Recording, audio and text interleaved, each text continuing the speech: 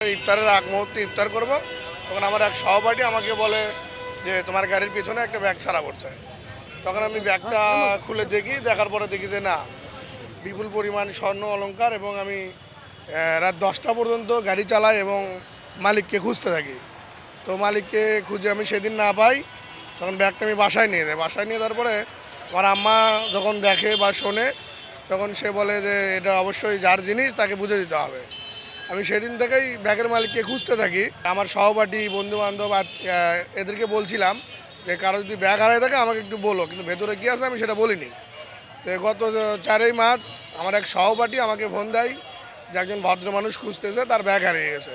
আমি তৎক্ষণিক তার কাছে যাই, যাওয়ার পরে আমিও তাকে চিনতে পারি, সে আমাকে চিনতে পারে। তখন আমি সদর পুলিশের সার্জেন্ট আলমগীর স্যার পরামর্শ দেয়, তুমি সদর থানায় আসো, থানার মাধ্যমে দিলে তোমার পরবর্তীতে কোনো একটা ঝামেলা বা সমস্যার সম্ভাবনা নাই।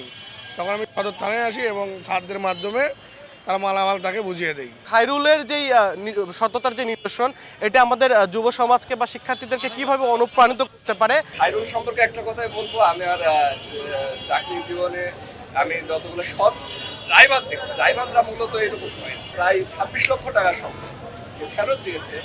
সেটা আমার মনে হয় যে এটা আল্লাহ তার অনেক ইবাদতের সাথে এটা কম্পেয়ার করে তাকে একটা যোগ্য সম্মান দেবে। এখন আমরা সদর থানার পুলিশ কর্মকর্তার কাছে জানবো খায়রুলের কাছ থেকে স্বর্ণালংকার ও নগদ তথ্য পাওয়ার তথ্য জানার পরে তারা ঠিক কিভাবে এর প্রকৃত মালিককে খুঁজে বের করলেন।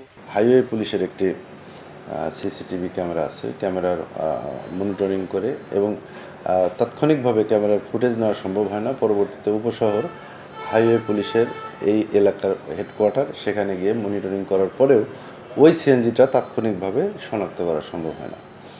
পরবর্তীতে আমরা এই বিষয়টা বিভিন্ন ইউনিটে, আমাদের পুলিশের ইউনিটকে সংবাদ দিই এবং বিষয়টাকে গুরুত্ব সহকারে শনাক্ত করা বা খুঁজে বের করার জন্য আমরা অনুরোধ করি। এই অবস্থায় গতকালকে আমাকে আমাদের additional SP traffic sir Suman Ranjan sir আমাকে ফোন দিয়ে এই হারানো ব্যাগ প্রাপ্তির বিষয়ে আমার সঙ্গে পরামর্শ করে যে এরকম একটি ব্যাগ পাওয়া গেছে, তার প্রকৃত মালিককে কীভাবে শনাক্ত করা যায় এবং এই ব্যাগটি ফেরত দেওয়া যায়।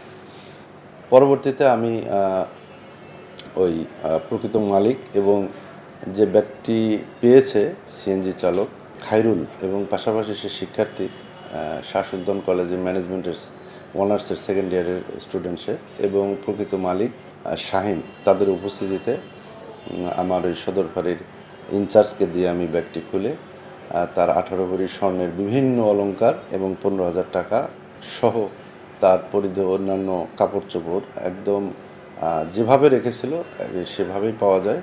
কোনোটা কোনো তসরুপ বা চুরি যাওয়া বা এটা খোয়া যাওয়ার কোনো ঘটনা ঘটেনি। এরপরে সকলের উপস্থিতিতে আমরা এই ব্যাগটি মালামাল সহ আমরা ওই শাহিনকে ফেরত দিই। সিএনজি চালিত অটোরিকশা চালক ও কলেজ শিক্ষার্থী খায়রুল সততার যে অনন্য নিদর্শন দেখিয়েছেন, এই সততার অনন্য নিদর্শন আমাদের তরুণ প্রজন্মের মাঝে বেঁচে থাকুক যুগ যুগ ধরে। আব্দুল আউয়াল, সময় সংবাদ, বগুড়া।